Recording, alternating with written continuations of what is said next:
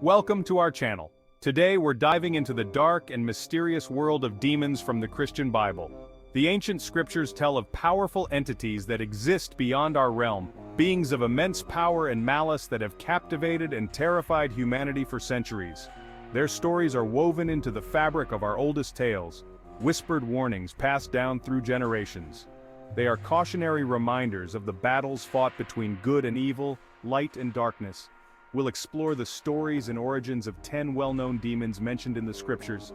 From the fallen angel Lucifer to the Lord of the Flies, Beelzebub, we will journey into the abyss to uncover their chilling tales. Our journey begins with Lucifer, the most infamous name in the demonic ranks. Once a shining angel known as the Morning Star, Lucifer resided in the heavenly court. But Lucifer's heart harbored a fatal flaw, pride. This darkness culminated in an act of rebellion. Lucifer and his legions were cast out of heaven, banished to hell. Stripped of his glory, Lucifer became known as Satan, the adversary. Our next chapter takes us deep into the bowels of hell, where we encounter Beelzebub, a name synonymous with pestilence and decay. His name, often translated as Lord of the Flies, paints a vivid and unsettling image of his domain. Beelzebub is often depicted as second only to Satan in the hierarchy of hell, a powerful demon who commands legions of lesser fiends. He is associated with pride, gluttony, and envy, often tempting mortals with promises of earthly pleasures and forbidden knowledge. His association with flies is particularly evocative, conjuring images of rot, disease, and the relentless march of decay. In ancient times, flies were seen as harbingers of sickness and death, making Beelzebub a particularly terrifying figure. Some scholars believe Beelzebub's origins can be traced back to ancient Philistine mythology, where he was worshipped as the deity Baalzebub, the lord of the high place. However, in the Christian tradition, Beelzebub is depicted as a malevolent entity who delights in spreading disease and corruption. Our exploration of biblical demons now takes us to the vast and unforgiving depths of the ocean, where we encounter the Leviathan, a monstrous sea serpent of immense power and ferocity. The Leviathan is described in vivid detail in the book of Job, its immense size and strength leaving no doubt as to its terrifying nature. The Leviathan is a creature of primal chaos, its very existence a challenge to the order of creation.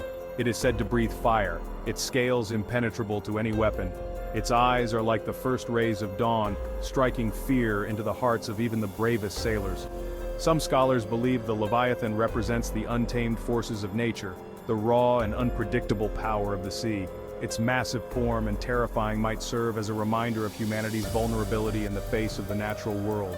Others see the Leviathan as a symbol of chaos and destruction, a force of pure primal energy that threatens to unravel the very fabric of reality. We turn our attention now to Asmodeus, a demon whose name is synonymous with lust, desire, and the intoxicating allure of forbidden pleasures. Asmodeus is a master of seduction, a cunning manipulator who preys on the weaknesses of the flesh. He is often depicted as a handsome and charismatic figure, his charm masking a heart of pure malice. Asmodeus delights in tempting mortals into acts of infidelity and debauchery, reveling in the chaos and destruction he leaves in his wake. In the book of Tobit, Asmodeus is depicted as a jealous and vengeful spirit driven by his lust for Sarah, the daughter of Rhagal. He murders 7 of her husbands in succession, preventing them from consummating their marriages. However, Asmodeus is ultimately outsmarted by the archangel Raphael, who teaches Tobias, Sarah's future husband, how to banish the demon. Through a combination of faith and cunning, Asmodeus is bound and his reign of terror comes to an end. Our journey into the depths of demonic lore now leads us to Belphegor, a demon whose name is synonymous with laziness, apathy, and the seductive allure of inaction. Belphegor is often depicted as a grotesque figure, his corpulent form a testament to his indulgence and lack of motivation. He is the demon of sloth, the embodiment of procrastination, and the seductive whispers that urge us to abandon our goals and surrender to the comfort of complacency. Belphegor tempts mortals with promises of ease and comfort, lulling them into a state of apathy and inaction. He is a master of distraction, whispering excuses in our ears and convincing us that our dreams are not worth the effort. Belphegor thrives on our inaction, our wasted potential, and the slow, agonizing death of our aspirations. Some scholars believe Belphegor was once an angel of the Order of Virtues, but he fell from grace due to his laziness and lack of ambition. His story serves as a cautionary tale about the dangers of complacency and the importance of pursuing our passions with vigor and determination. Our exploration of the demonic now leads us to Mammon, whose very name has become synonymous with greed, avarice, and the insatiable hunger for material wealth. Mammon is the embodiment of the love of money, the relentless pursuit of riches that can corrupt even the purest of hearts. He is often depicted as a grotesque figure, his eyes gleaming with avarice, his hands clutching at gold and jewels. Mammon tempts mortals with promises of wealth and prosperity, whispering that true happiness lies in the accumulation of material possessions. He preys on our insecurities, our fears of scarcity, and our desires for status and recognition. Mammon's influence can be seen in the corrupting influence of greed, the relentless pursuit of profit at the expense of human decency and compassion. His presence can be felt in the boardrooms of corporations that prioritize profit over people, in the hearts of those who value material possessions above all else. Mammon's story is a cautionary tale about the corrupting nature of greed and the importance of finding true fulfillment in something more meaningful than material wealth. Our journey into the depths of the demonic now takes us to Abaddon, a figure shrouded in mystery and dread. His name, often translated as destruction or place of destruction, evokes images of chaos, ruin, and the utter annihilation of all things. Abaddon is often depicted as a powerful angel, his true form obscured by a veil of darkness. He is the angel of the abyss, the keeper of the bottomless pit where the most terrifying creatures of the underworld are imprisoned.